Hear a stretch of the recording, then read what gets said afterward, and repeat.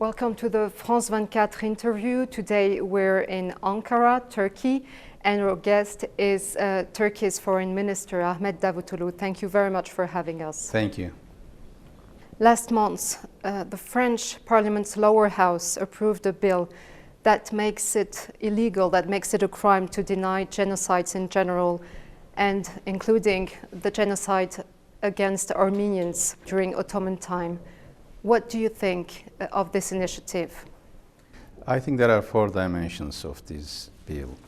One is about the value dimension. The first and the most important dimension is this one.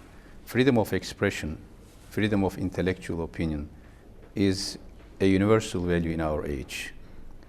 There is no dogmas in our century, especially regarding history. This bill is punishing having a different position on a historical event. So it creates a dogma on history, and it imposes on intellectuals, on historians, on politicians to have one historical explanation on an event. Therefore, it is against human rights. It is surprising that there was not enough reaction from European institutions regarding to this bill. If there was a bill in Turkey punishing those who are claiming genocide, there would have been many statements, many critics against such a law. This is the most important dimension. Now it is time for French intellectuals, for French senators to defend our common value, freedom of expression. This is the European value, this is the French value, and this bill is against this value. The second dimension is Turkish-French relation. Assume that as Minister of Foreign Affairs, if I come to Paris and if I claim that what happened in 1915 was not a genocide, I will be taken to the court. It means there will be no official visit to Paris because of this issue, because if there is any question coming from journalists, how can we be silent? Third dimension is Turkish-Armenian relation. This bill will not help to the normalization process between Turkey and Armenia. We are ready to share our pains, mutual pains, based on a just memory. Millions of Turks were killed, were forced to leave their homes, their countries, their lands, from 1912 until 1922. The same year, only in Gallipoli, we lost 500,000 men and women. And French army was attacking Gallipoli in 1915. Now, despite of all these pains, we are offering a joint historical commission to Armenia and to all historians from different backgrounds. This is important. Now it is time to normalize our relation, and we are ready to discuss everything based on just memory. And fourth dimension is timing of this bill. If it was such an important issue, why didn't it come until now? And it came just in the last months before the election. It means there is no good intention. There is an opportunism. And unfortunately, the pains of Armenians, Turks, and others being used and being victimized because of a political opportunism, which is also against basic values of politics in our century. You mentioned the consequence on the French-Turkish relationship. After the bill was passed by the National Assembly, you froze political contacts with France, you froze military cooperation. Will there be further sanctions if the Senate, and what kind of sanctions? Yes, definitely there will be more sanctions, but I cannot declare it now. We hope we will not need to declare these sanctions, but nobody should expect that Turkey will be silent. There will be more sanctions, and this time these sanctions will be permanent until there is a change in French position. And nobody should expect that Turkey will soften the position, because this is an attack against human values as well. There are some in the French parliament and even in the French government who oppose this bill. But we have seen at the same time very violent reactions, sometimes from Turkish nationalists against the French lawmakers, and this hasn't helped Turkey's case. What do you think of these violent reactions? Violent? What? Is there any violent reaction? Threats, for instance, physical threats, personal threats against the lawmaker who initiated the bill. We never endorsed this. I didn't get by such individuals. Information. No, I didn't have any information about this. We are against any violent reaction, but democratic reactions will continue. Will continue because there are at least 400,000 Turks living in France, and some of them, a significant number of them, are French citizens. Of course, nobody should expect from them to be silent when their history being insulted, and at the same time, the right of defense being taken from them. Every day, if thousands of Turks come and we do not recognize so-called genocide, what would be the reaction? Will French police or court, will they arrest them all? A peaceful demonstration or peaceful reaction is, of course, is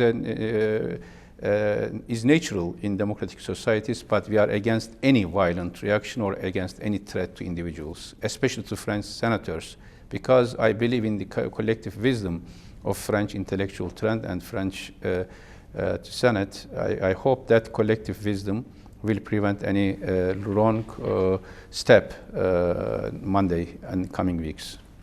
You said earlier that such a law couldn't exist in Turkey, that there wouldn't be such a law in Turkey, but we've seen in the past people in Turkey being prosecuted because they spoke about Armenian genocide. In Turkey today, everybody can speak. There were several international conferences where the speakers claimed that there was genocide. There is no banning or punishing any opinion about historical events in Turkey. Not anymore, you say? Not, Turkey of course, has yes. We changed all the regulations.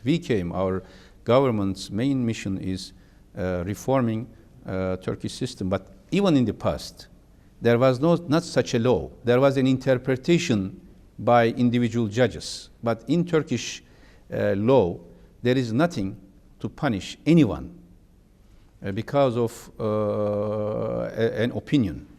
I want to go to another issue, which is the Middle East in general. Turkey is an important player on the Middle East. You've been very vocal on Syria against Assad's regime, but things aren't changing. Things are getting worse inside Syria. What can you do to protect the civilians? Don't you think that a buffer zone will be inevitable in the end? First of all, of course, Turkey is a neighbor of Syria. We have a special position, and because of our close relations in the past as well, we work very hard to prevent bloodshed and to open ways for reforms. But it is not only Turkish issue, it is a responsibility of all international community. Now we are looking for Arab League initiative. We supported this initiative. We implemented certain sanctions parallel to the Arab League sanctions, and we are every day we are coordinating with Arab League. After Arab League report, most probably next Sunday, this Sunday, there should be a new assessment of the situation by international community. Of course, we are ready to do everything for Syrian people. Their demands are right demands. These demands are the demands which we have been defending in Turkey. But all these actions should be in coordination with international community, and there should be a strong base for international legitimacy, and therefore we expect UN more active in this issue. Regarding another of Turkey's neighbor, Iran, and regarding the issue of the Iranian nuclear program, the EU is preparing right now a new set of sanctions, economical sanctions, embargo on Iranian oil. What is your position on that? Our position is clear. The best and only way to solve all this dispute is diplomacy. Regarding sanctions, as you know, our position in UN Security Council, but despite of these, UN Security Council resolutions are binding. We are adopting and implementing those decisions. But for unilateral sanctions by EU or US, We don't see that it is an obligation for other countries.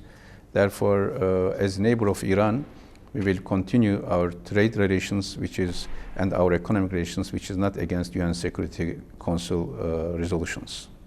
You and Iran want the negotiations to start again in Turkey, but there seems to be some disagreement on that with the European Union. Are you optimistic that the talks will resume? In fact, there is, I think, a misunderstanding.